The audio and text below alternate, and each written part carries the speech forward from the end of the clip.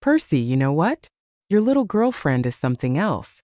We just got word from Sienna Industries. They approved the contract. Girlfriend? Don't be mistaken. When has Percy ever acknowledged her as his girlfriend?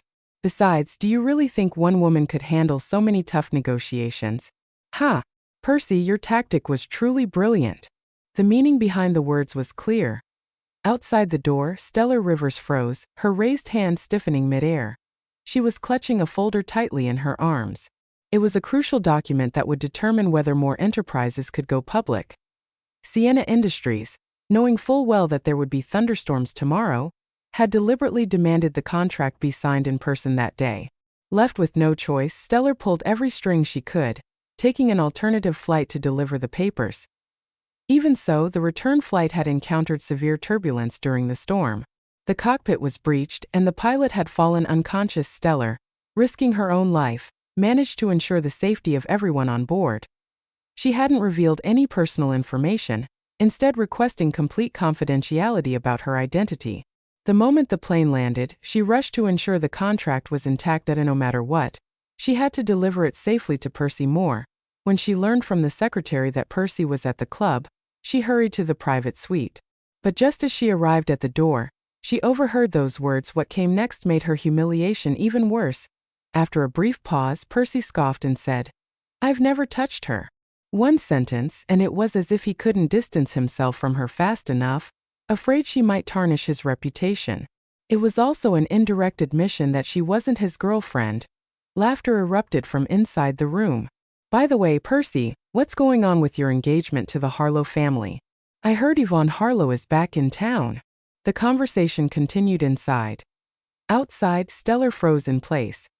Yvonne was the true heiress of the Harlow family, the woman Percy was truly engaged to. Back then, when Stellar was exposed as a fake heiress, the truth came to light. She had been switched at birth in the hospital.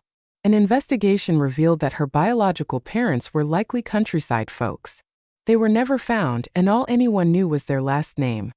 Rivers. After the incident that ruined her, she was thrown out in disgrace. The only person who took her in was Percy, the man she had been engaged to for years. He was also her boyfriend of 3 years.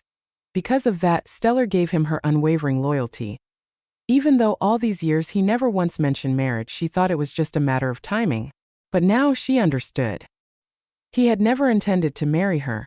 The woman he wanted to marry had always been the true Harlow heiress, Yvonne. Even though he knew exactly what Yvonne had done to Stellar all those years ago, before Stellar could think further, the voices inside the room gave her all the answers she needed. Of course, Percy isn't going to marry her. After all, Miss Harlow is the real heiress of the Harlow family. As for a fake like Stellar, he was just playing with her. If it weren't for the fact that she's capable enough to handle things for Percy. Stellar's head buzzed as their words trailed off. Whatever else they said was drowned out by the ringing in her ears. Her legs wobbled, and she barely managed to steady herself against the doorframe. It took her a long moment to force herself to calm down.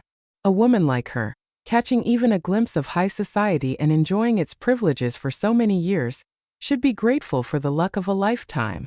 If she dares to keep clinging. The mocking voices inside continued, but Stellar suddenly shoved the door open with a sharp bang. The commotion startled everyone, and as they turned toward her, their expressions froze. "Stellar, you're here? Why are you here?" Before Stellar could respond, Percy frowned and coldly cut her off. Stellar pressed her lips together. The room was filled with Percy's close-knit group of childhood friends.